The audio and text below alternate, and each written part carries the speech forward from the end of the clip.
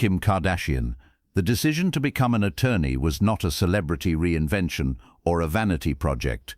It was a return to something she believed was unfinished, a legacy cut short, suspended in time the moment her father, Robert Kardashian, died in 2003. He had been the calm in the chaos of her youth, the quiet observer who explained legal arguments at the dinner table, the man who once told her that justice wasn't clean or glamorous, it was heavy, complicated, and often unbearably human. She watched him reactivate a dormant license just to stand beside his friend during the O.J. Simpson trial, not out of spectacle but obligation, loyalty, and a belief that everyone deserves a fair defense. She didn't grasp it then, she does now, because her own fight 2 decades later would begin with another person's suffering. In 2018, the name Alice Marie Johnson entered her life, not as a headline, but as a mirror, a grandmother serving a life sentence for a non-violent drug offense.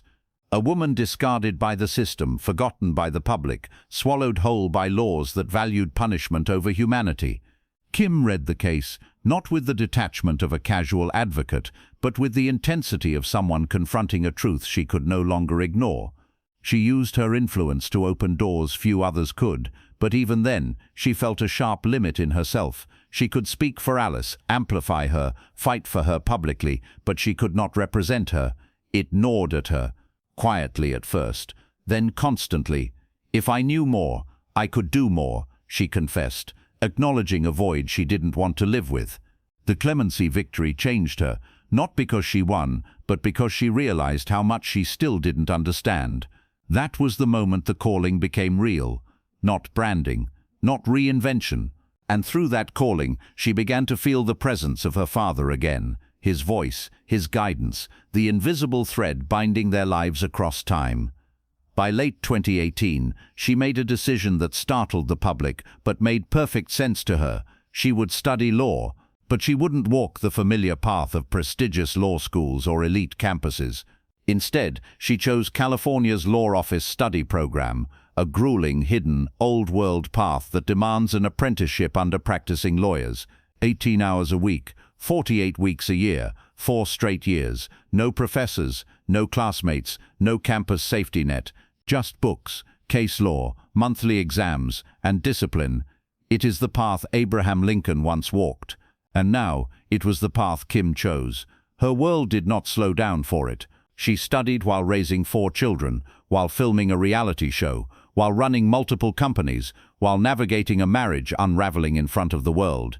She read cases in the back of cars between meetings, learned constitutional law after putting her children to bed, and absorbed criminal procedure before stepping on red carpets. It wasn't glamorous, it wasn't televised, it was lonely, academic, and relentless. And then came the wall every apprentice fears, the first-year law student's exam, the infamous baby bar, a gatekeeper so brutal that it eliminates most who attempt this path. She failed it once, then again, and again.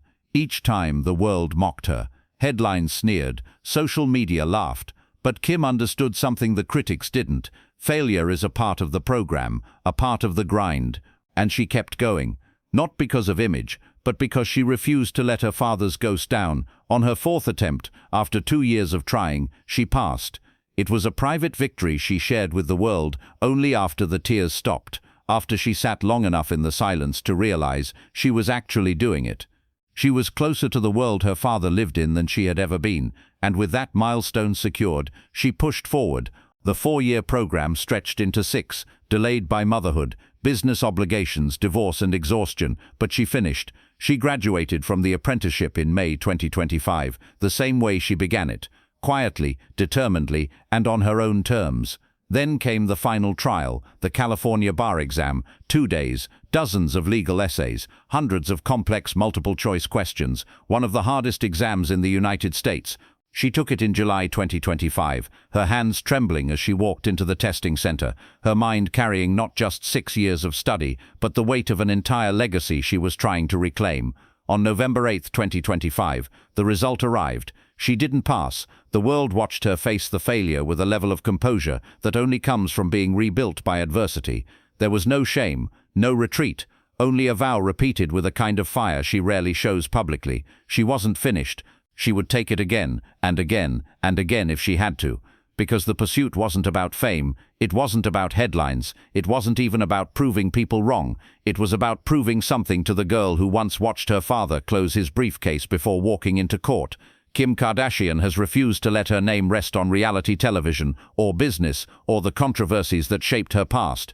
She is building something else, slowly, painfully, deliberately, a second life. A legacy that merges the public woman she became with the private daughter she once was, and part 2 will reveal what this journey did to her, emotionally, psychologically, and physically, during the 6-year climb the world never saw.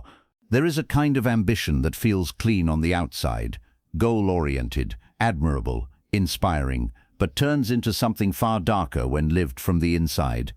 Kim Kardashian stepped into her legal apprenticeship believing she was beginning a disciplined pursuit, but she didn't anticipate how much of herself she would have to leave behind along the way. The textbooks were heavy, yes, the case law was dense, but none of it compared to the weight of the life she was carrying on her shoulders at the same time, because while she was learning criminal procedure, her marriage to Kanye West was silently collapsing. While she memorized constitutional concepts, she was shielding her children from a storm they were too young to understand.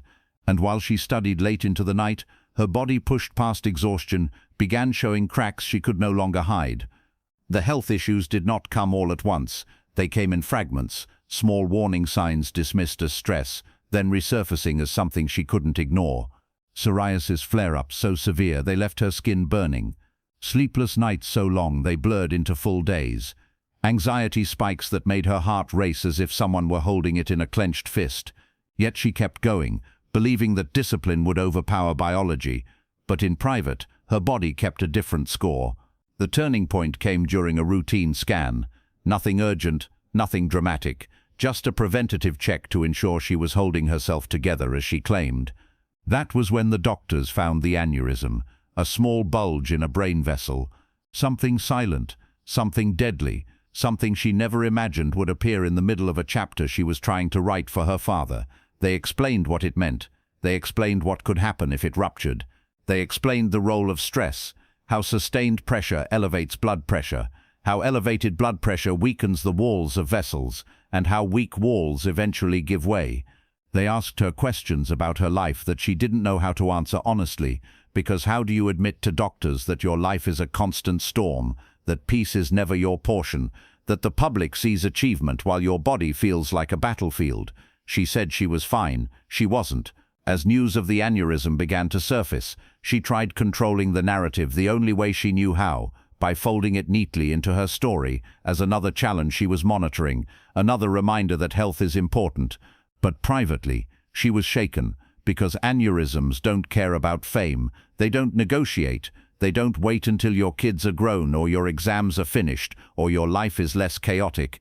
They simply burst. And the idea that her children could lose her the way she lost her father, suddenly, permanently, terrified her more than she ever admitted publicly. Yet even then, she didn't put the books down. Even then, she didn't pause her studies. Even then, she refused to let fear derail the calling she had already sacrificed too much for. She went through follow-up scans, additional testing, with the same silent determination she brought into the courtroom of her own life. And when doctors eventually told her the immediate danger had passed, that it could be managed rather than intervened upon, she clung to that relief as if she had been given a second chance. But the emotional toll didn't stop, because the world still demanded from her. Her businesses still required her, her children still needed her, her legal studies still consumed her, and her personal life still bruised her. The divorce, unfolding publicly, was another wound layered on top of the health scare. The cameras captured fragments, filming schedules, courtroom filings, Kanye's spiraling public moments, but they didn't show the crushing solitude behind it. They didn't show the burden of being the stable parent for 4 young children while being emotionally gutted. They didn't show the questions her children asked, questions she had to answer softly, carefully, while hiding the tremble in her voice. They also didn't show how deeply her father's absence hurt in those moments, how she longed for someone who understood not the celebrity, not the empire, but the human being beneath it all, someone who would remind her that the weight she carried was not hers alone, but he was gone, and the legal path she chose, the one inspired by him, became a double-edged sword, a source of purpose, but also the very thing that broke down her defenses. She was simultaneously rebuilding herself and tearing herself apart.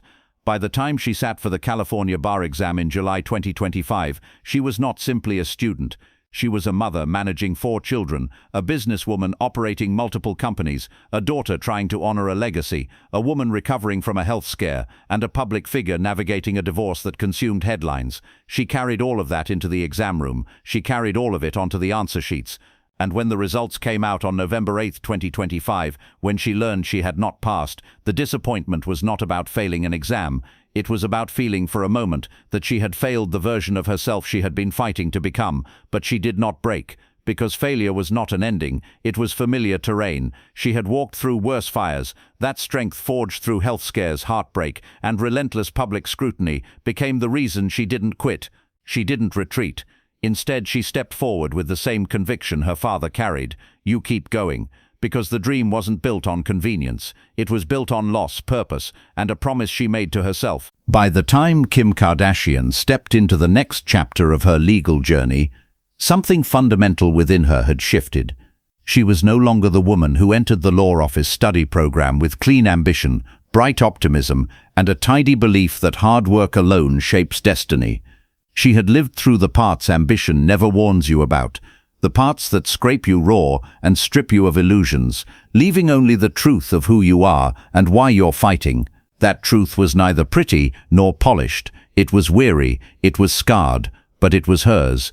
Because after failing the bar exam, after surviving a health crisis she concealed behind a calm tone on morning television, after holding her household together while her marriage fell apart on the global stage, Kim learned something her father likely understood his entire life. The law is not a profession you enter simply because you want to be impressive.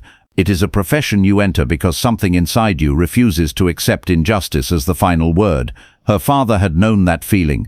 She had spent years running from it, and now she had circled right back to it. The irony of her journey was that the public still viewed her through the old lens. Skims founder, reality star, beauty mogul, influencer, billionaire businesswoman. But beneath that stacked portfolio was someone privately reassembling herself piece by piece. She was no longer trying to prove she could become a lawyer. She was trying to become the version of herself who deserved to stand in that courtroom, and that version of herself was forged from every moment she did not collapse. The long nights studying constitutional law while her house was silent except for the sound of her children breathing. The therapy sessions after the aneurysm diagnosis where she confronted the reality that her body was begging for mercy she could not afford to give.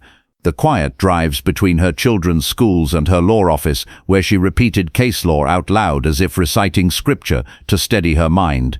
The mornings she hid swollen eyes behind makeup because the divorce filings, the custody negotiations, the public commentary had drained her spirit the night before. The days she sat across from wrongfully incarcerated people who didn't care that she built $1 billion empire. They cared that she showed up, that she listened, that she cared enough to keep fighting even when she was drowning in her own battles. Those were the hours that rewrote her identity. So when she announced she would retake the bar exam, not out of pressure, not out of vanity, but out of grit, the world finally glimpsed the part of her story that mattered. Not the fame, not the scandal, the persistence. Because the fight was no longer about a title, it was about a promise. A promise to the woman she helped free in 2018, who thanked her for giving her life back. A promise to the fathers, sons and daughters she met behind glass partitions in correctional facilities. A promise to the mother she became the moment she realized her children would one day ask who she was beyond the cameras. And most of all, a promise to her father, the man whose shadow she once fled, then grieved, then finally grew into. Robert Kardashian had walked into the legal system with a conviction that friendship and justice demanded courage. His daughter walked into the same system carrying a different kind of courage, the courage to start late, fail publicly, study while exhausted, and try again even when the world laughed. He practiced law before fame, she pursued law after fame, and somehow the distance between those two timelines is where her identity finally found its home. Her journey continues, marked by a determination that feels more spiritual than strategic. She will take the California bar exam again, not because she needs a headline, but because she needs the authority to open the firm she has built in her mind for years. She wants to lead cases, not merely influence them. She wants to dismantle the machinery of wrongful convictions, not just advocate beside it.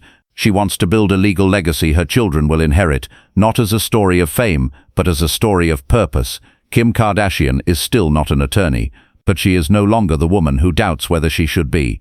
And that is the quiet, unshakable transformation that matters, because the world keeps waiting for her to break, and she keeps choosing to become someone stronger. Her father had a courtroom. She is building her own, case by case, failure by failure, step by step, until her name appears, not just in headlines, but on the bar roster of the state of California. Not as a celebrity, not as an heiress of influence, but as a woman who took the hardest path possible and refused to walk away.